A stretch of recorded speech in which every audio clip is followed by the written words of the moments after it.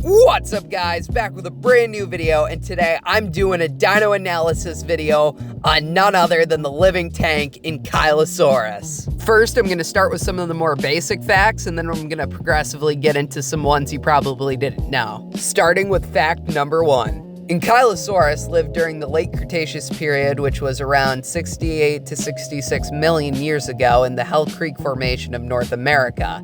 It lived alongside other iconic herbivore dinosaurs such as Triceratops, Edmontosaurus, and Pachycephalosaurus. Fact number 2. Ankylosaurus measured in at around 30 feet long and weighed around 10,000 pounds, and that resulted in it not being able to move any faster than 3 miles an hour, unlike how it was depicted in Jurassic World. But who needs to run fast when nothing dares attack you, resulting in fact number 3.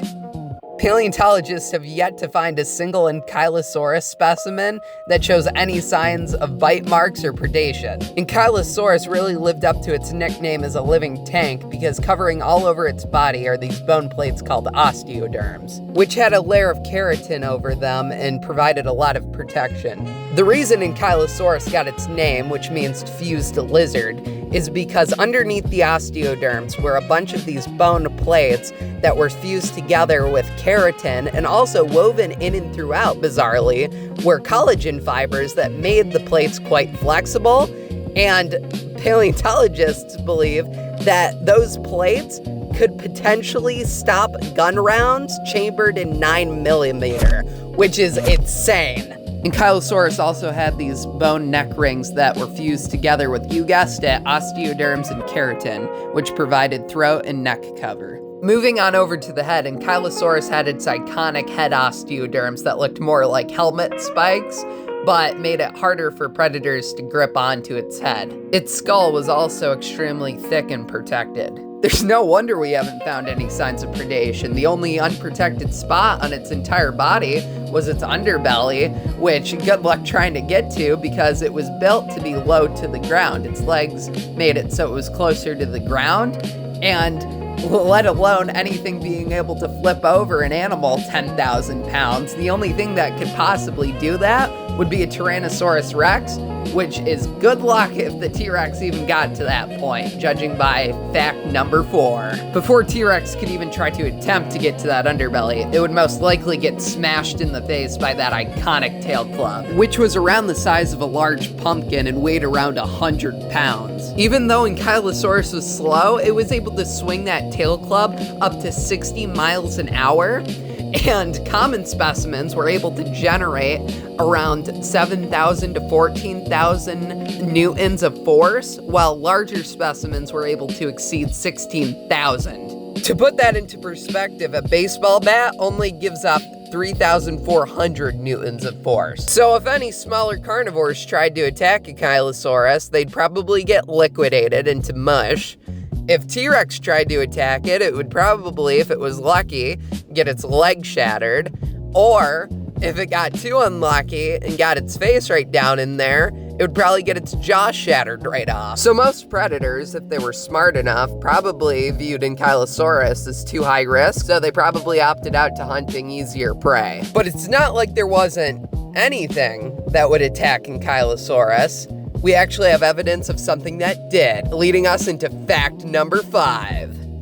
Paleontologists have discovered that the only thing that would attack an Ankylosaurus on a regular basis would be another Ankylosaurus. The reason why is because they found specimens of Ankylosaurus that had damage that could have only been caused by another Ankylosaurus. They believe the reason why they would fight is probably over mates, or they could have potentially been quite territorial with one another. Now for fact number 6. Ankylosaurus actually had a bone in its eyelid called the palpebral bone. As if Ankylosaurus didn't already have enough protection, it even had protection for its eyes. Let's move further down the skull, on to fact number 7.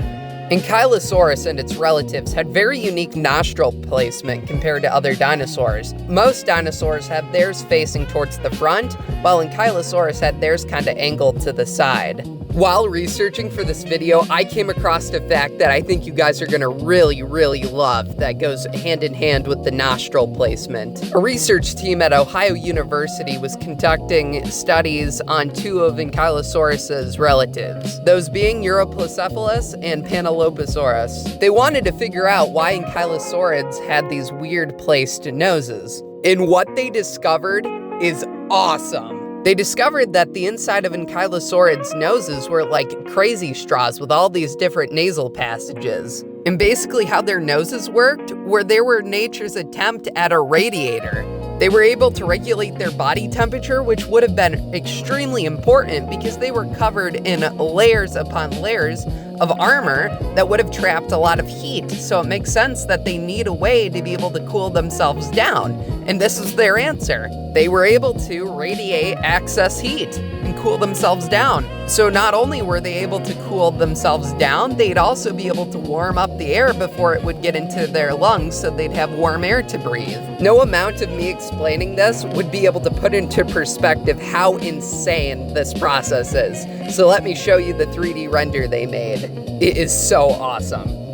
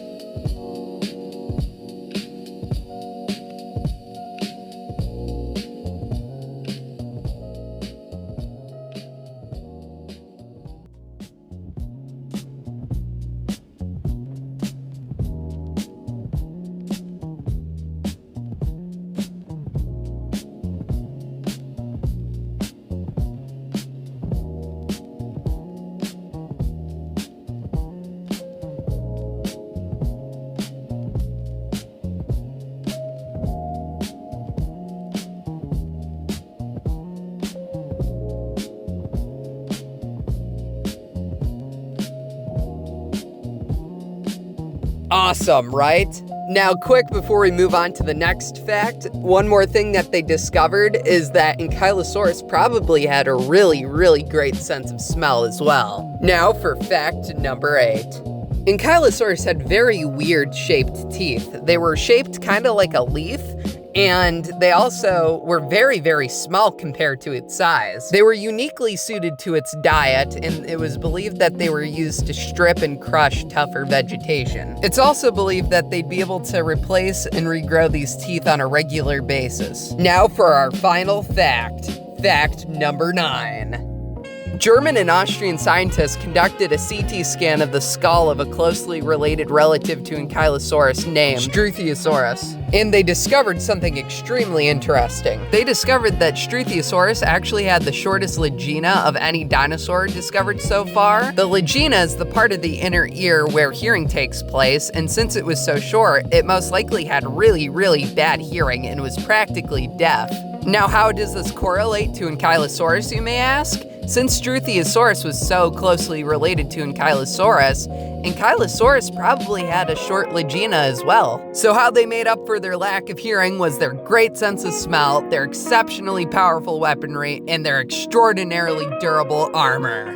Well guys, this is the end of today's video. I hope you guys enjoyed today's dino analysis. Let me know in the comments below what your favorite fact was. Mine was definitely the process and how they were able to thermally regulate themselves. I found that so awesome when I was researching for this video. If you enjoyed today's video, please consider giving me a like and follow. It helps me out a lot. I'm sorry this video is pretty late, guys, but I've been working on something really awesome for the channel and I can't wait to show you. Stay tuned, and thanks for watching. See you guys in the next video.